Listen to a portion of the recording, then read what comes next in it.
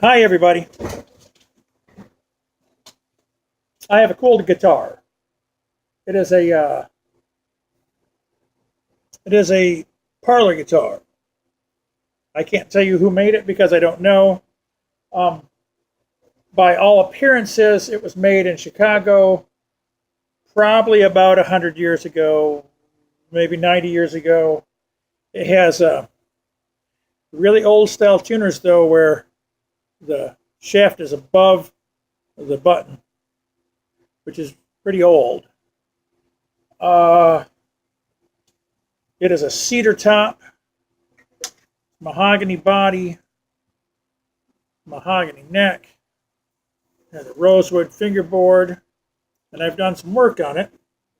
Came in for some repair work. I was going to uh, reset the neck, which involves taking the neck out of it, changing the angle in the dovetail, and putting it back in. So that basically taking the neck and pretending the body isn't moving, taking the neck and tipping it back a little bit like that. But now what that does is it effectively lowers the action. But I was also asked to put a rod in the neck, not an actual truss rod, but a reinforcement rod, kind of like the old Martins use, which is a square tube. I don't know why they call it a square tube, but it's hollow square. So anyway, when I took the fingerboard off to do that, I could see a little piece of wood came with it out of the top because you have to take them out. I use basically a cake spatula to pull the thing off and heat. I got a little bit of the top with it so I could see the structure of it, and this doesn't have a dovetail in it. The neck is glued directly to the neck block, the head block, and the only way to get it apart probably would be to saw it, and I'm not going to saw the neck off it. So I did the next best thing. I took, you can't see it really in this light. It's hard to see it in any light.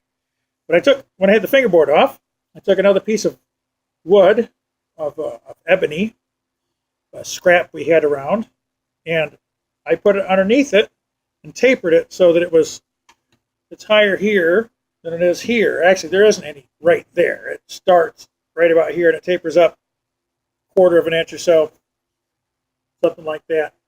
Maybe not even that, maybe an eighth of an inch. Anyways, I brought it up to do the same thing as a neck reset, except for I didn't reset the neck. And then I refinished the top because the top itself it had a big spot here that looked like it had been burned or something. And then I ended up having to make a new bridge for it because when I strung it up with the old bridge broke in two. It had already been cracked, but I'm digging here in my drawer because I have the old bridge right here.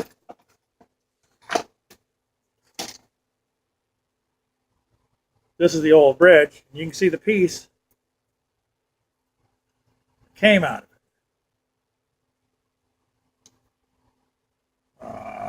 There we go. And it broke there. So anyway, yeah, that was fun times. I was adjusting the action on it, making sure everything was right. The saddle slipped. Sorry about that. You didn't notice the gap, but I did. Anyway, I did all that work to it, and we're selling it. I want $900 American genuine simoleons. It comes with a hard shell case. It's a very nice guitar. It is quite delicate, typical of one of this age. It's quiet-ish, but it's got a nice, soft tone.